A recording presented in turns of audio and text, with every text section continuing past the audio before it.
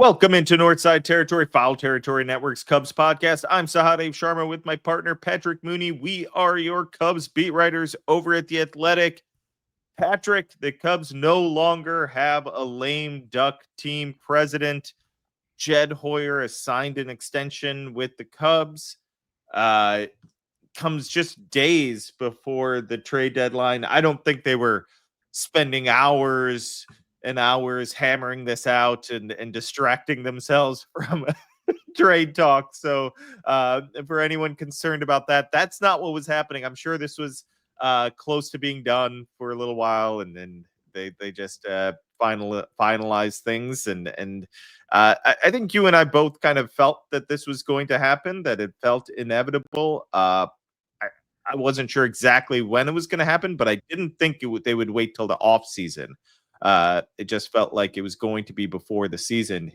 The way this team is playing this season, the farm system is looking better than it was, 5 years ago. It seems like things are being run the way Tom Ricketts kind of wants them to be run, and they're winning. Kind of simple in that sense, and they have a good relationship. Jed Hoyer is doing what's being asked of him, and he's I'm not sure what else Tom Ricketts would be looking for. All right, that was a great show, the Jed Hoyer contract extension episode. No, that sums it up. What? I don't think Jed wanted to go anywhere else. I saw the Washington Post, did sort of a rundown on names for potential Nationals team president / GM, and I think his name was thrown in there. But look, he's got a family that's very established in the area here, 14 seasons now with the Cubs. Don't think he was interested at all in packing up and moving and starting over. Plus, he thinks this team is going to be really good for a long time. And yeah, Tom Ricketts, how he runs this team obviously gets scrutiny, but I generally think if you're a GM or president of baseball operations, he's a pretty good guy to work for. I think he's shown that over the years. He lets people do their jobs, gives people, the number, do with it what you want. You just kind of keep me updated. He doesn't meddle. And I think that's very attractive. If you want to run a baseball team, maybe you won't get every last dollar the way, your counterparts with the Dodgers and Mets do, but you get a lot of room to operate, and, your owner is not going to be chatting up agents trying to make deals or squashing trades because, he likes a particular player or thinks it might not play well in the media or for the fan base. So, this was the outcome I think we all expected. It was, it does take something away from the trade deadline, because I think everyone's kind of curious here of how all in is Jed for this year? How much of the farm system is he willing to sacrifice? I guess we won't know or won't see until roughly 5 p.m. on Thursday. And Jed, as we know, is not a very reckless executive, so I don't think he would have just emptied the farm system anyways, but it does bring a lot of clarity and stability moving forward. Yeah, there were people that kind of felt like this was a big deal in the sense of now Jed won't, give away Owen Casey for rental. Does this change how he'll behave? I get the thinking. I totally do. I understand where all that thinking is coming from. I just never felt like Jed Hoyer was that type of person, that type of executive. He's he will make the aggressive move. We've seen aggressive moves in recent past. But I just don't see I like whether he had an expiring deal or not. I didn't see him being reckless with the farm system, doing the type of deals that we see the gunslinger GM doing. He's not AJ Preller. He's not Dave Dombrowski. he's not, that's not who he is. Like he he thinks differently, and he is value is important to this front office. I didn't see him behaving much differently, whether he had the extension or not. But I do understand the premise of that suggestion. And I agree, like having some clarity maybe puts him at ease in a sense, but I just don't know. Like, it's not like, was he on the verge of making a deal yesterday and then he puts his name on the dotted line and now it's like, okay, actually, now that I'm going to be here for X number of years, I don't want to make that deal. I don't think anything like that was even, on his mind. Yeah, I don't know. I definitely think it was on his mind earlier in the year. I think it'd be only natural. I mean, he acknowledged that at spring Oh, training. yeah, no. Yeah. I mean, like the But deal was for on his yeah, mind. okay, I'm yeah. saying like him making a trade based Oh yeah, I on got you. Yeah. yeah. I I mean, don't think that was like he wasn't going to change the way he behaves, not drastically. for sure. No, yeah. I think it's kind of like the Kyle Tucker deal.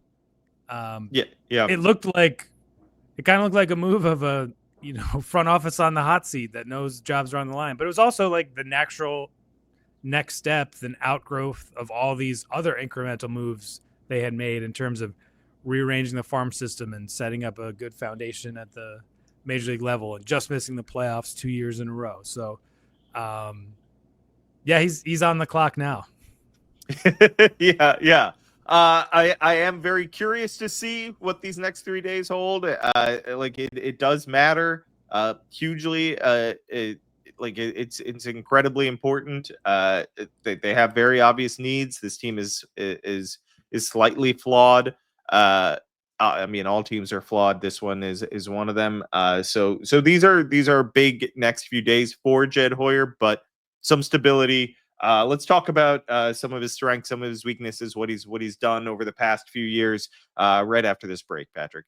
Kratz, at some point, we're going to laugh about how healthcare was so reactive and not proactive. And we're starting to change that with Superpower. They believe every human has 100 plus year potential, and they're here to help you get there. I'm a big believer in this. I just started the journey, so I'm excited about it. And what do you think? As a player, you're always looking ways to improve yourself, improve your health. And this is an easy way. Superpowers made it way easier than when I was playing. You had to go get all these lab panels, and it was a long, drawn out, expensive process. But now with Superpower, so this is awesome for me. I'm excited about it. They'll send a licensed professional to your home, or you can visit a nearby lab. For a limited time, the FT fam can get $50 off an annual Superpower membership by using code FOUL at checkout. Just head to superpower.com and use code FOUL to get our exclusive discount. Your biology decoded, your blueprint activated with Superpower. After your purchase, they'll ask you where you heard about them, and please support FT and tell them we sent you. Patrick, if we're gonna talk about like what Jed Hoyer is good at, what he's not great at, I think where I start, I know there's been so many different. He's made big moves. He's avoided the big splash at times. I think he sticks to his guns more often than not. Like he rarely strays from his philosophy. Maybe you could point to the Kyle Tucker trade as straying from the philosophy, but I always point to the bullpen, whether he's right or wrong. And he is, we've talked to him about certain deals that he doesn't love. They may look good for a couple years. He doesn't love giving more than 2 years to a reliever. He doesn't. He just doesn't like spending big on relievers in general. Look, Tanner Scott isn't tearing it up in LA right now. That was a deal that they got saved by the Dodgers being Yes. so aggressive. Because they avoid those types of deals, but they were willing to put out big money for Tanner Scott. They've built bullpens without spending huge money. It's an imperfect way of doing it because there's a lot of risk. I think it bit them in 23, maybe to a degree at the beginning of 24. But you go look around baseball. Very rarely do you see the best bullpens. It's like all a bunch of high priced free agents that litter those bullpens. It's such a random game, and he sticks to his guns on there, and he's constantly searching for the edge in that area. Whether it's trusting guys like Tommy Hotovy, hiring a guy like Tyler Zombro, Craig Breslow over the in previous seasons. He's always looking for ways to find an edge, because you can always find a random reliever and turn him into Brad Keller stud setup guy or something like that. Yeah, this goes back to how you led off the show of like he's running the team the way the owner wants, and part of it is building that pitching infrastructure, getting kind of more of a assembly line of pitching coming to the major leagues, and that's done with investments behind the scenes, not just in players. It is how they scout players, how they draft players, how they develop players. Like that is integrated in a way that makes sense to Jed and makes sense to ownership. This is become a very data heavy organization, and you see first round picks contributing at the major league level or being used in the Kyle Tucker deal in the case of Cam Smith. I think not only I think the bullpen is a good sort of like kind of Jed trademark. I also think just the group of everyday players, they're pretty well rounded, they're sound defensively. Yeah.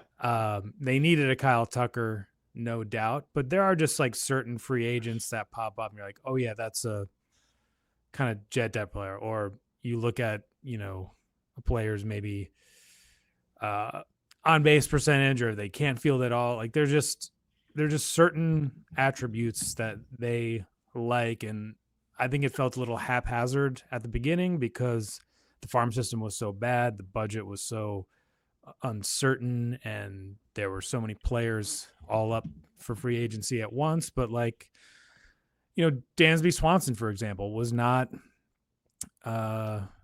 necessarily the best shortstop of that class. It looked like they got the best deal, but he's also been probably the best fit on the most reasonable contract. And yes, he's not a superstar hitter, but the Cubs have run into some good intangibles as well, even though they don't necessarily like hunt that. I think we see it every day dealing with these people. It's largely a professional group of players who enjoy their craft and are very focused and dedicated. And I think all things have come together here now with a very good record, a Brewers team that simply will not go away and took the division lead at the time of us taping this here. But yeah, I mean, it's definitely going to be a marker, though, of like Cubs record since Hoyer extended. We'll see what happens here down the stretch. But like there's been a lot of unpopular moves that have put the Cubs in a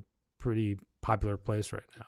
Yeah, I mean, he does prioritize defense at key positions. Yeah.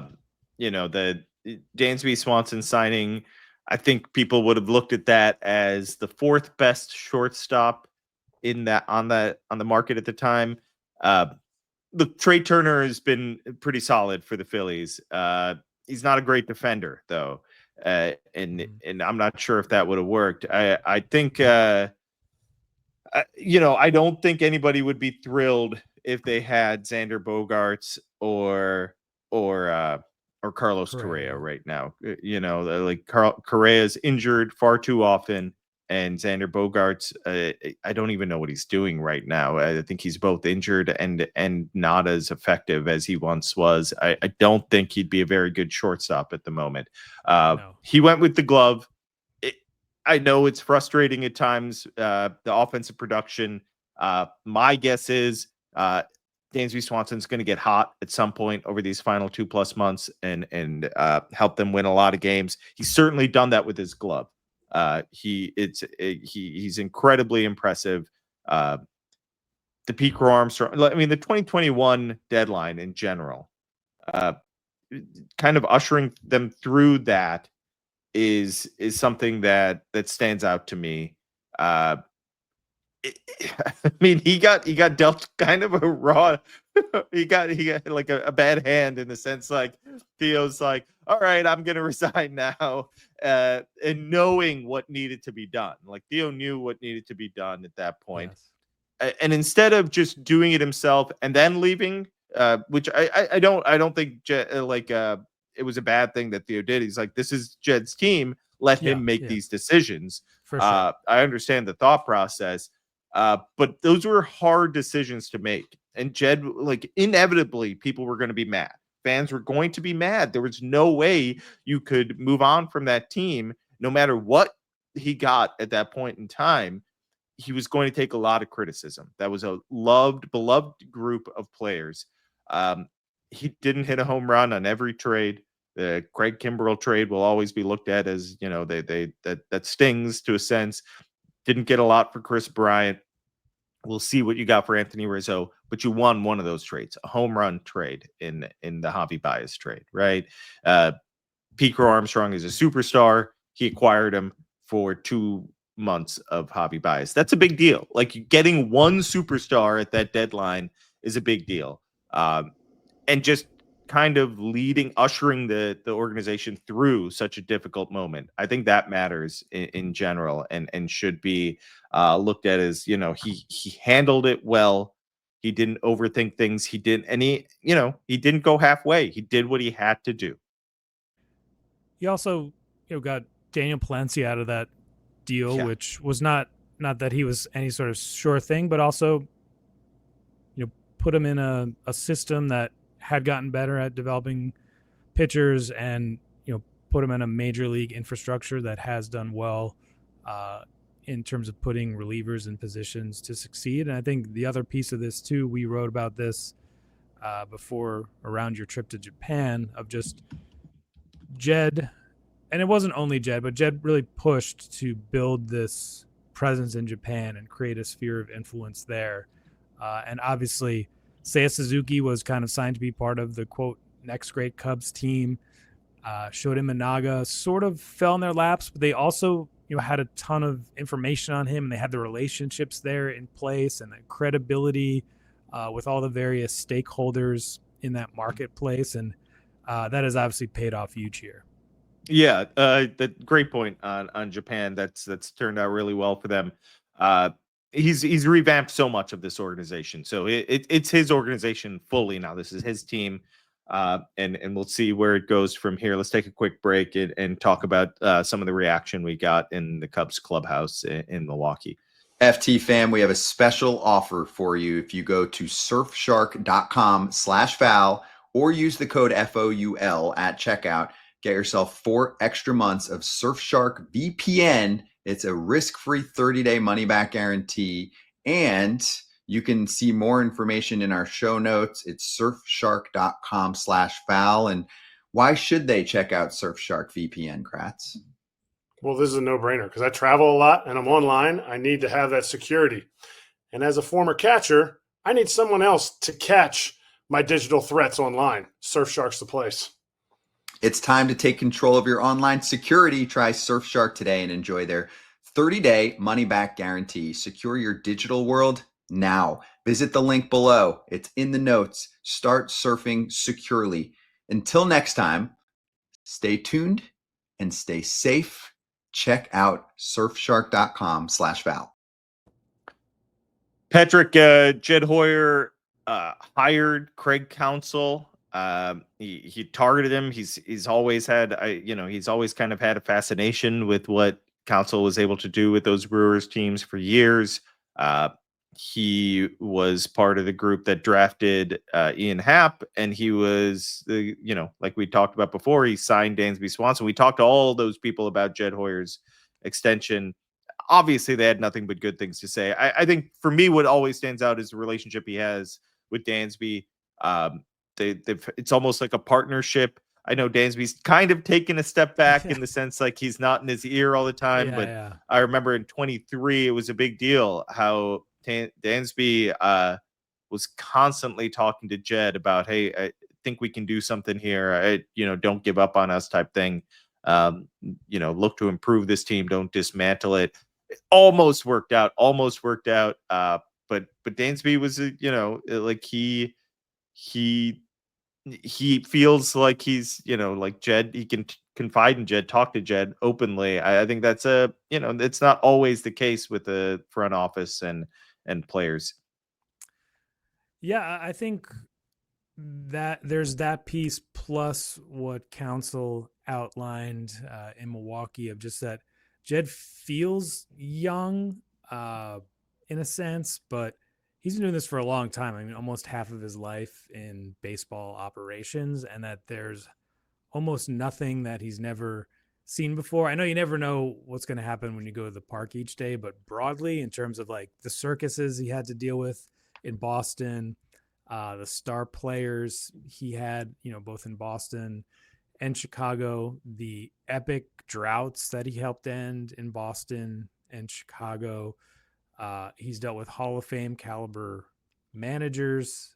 He briefly worked in a very small market in San Diego. And as you know, Sahadev, the baseball industry is kind of small. So you keep seeing the same people over and over and over again. And I think Jed's relationships matter. He has a lot of credibility in those conversations. I don't think, there's an agent he hasn't dealt with before, in terms of the big ones. Like, it just kind of keeps happening over and over, these cycles. And that, in Council's mind, Jed is often ahead of these things. Like, he's seen it happen before. And for an organization, Council said it's a very comforting feeling. Yeah, I have to give credit to Jed for really bringing outsiders in. Theo brought a lot of ex-Boston people around, and that worked. Obviously, they won a World Series. Jed has reshaped the organization, bringing in people he didn't have previous relationships with. Right now, it appears to be headed in the right direction. So he's modernized the front office and really, whether it comes to player development, amateur scouting, R&D, all those different departments, he's constantly looking ahead and trying to find the next best thing to make sure that this team is on the cutting edge. It sometimes it's an imperfect science, so it doesn't always work. But I think he's not just hiring. Oh, here's a guy I knew that I met, 15 years ago that I knew that could maybe handle this department. He's going outside, maybe even his comfort zone at times, and finding anyone to help build a stronger organization. I also have to give him credit for always being available. Like, good times, bad times, he faces the media. He's not afraid to talk to us. I know fans may not. I think fans appreciate that. Understand? Like, I mean, how often do you hear, like, where is this guy? From other fan bases, like the Bulls or the Bears. Yeah. Like, where are they? Yeah. Yeah.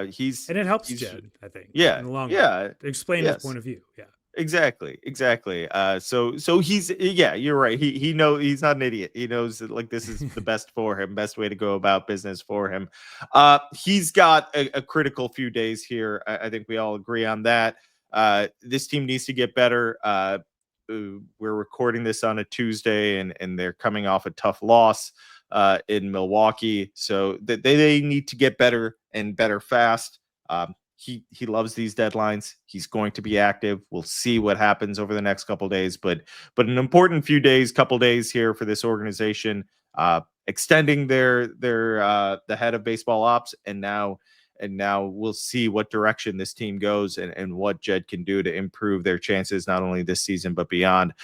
Thanks so much for listening, everyone. This is Northside Territory. Make sure to rate, review, subscribe to the YouTube channel, and subscribe to The Athletic, where Patrick and I are on top of all things Cubs. Thanks for listening, everyone. Take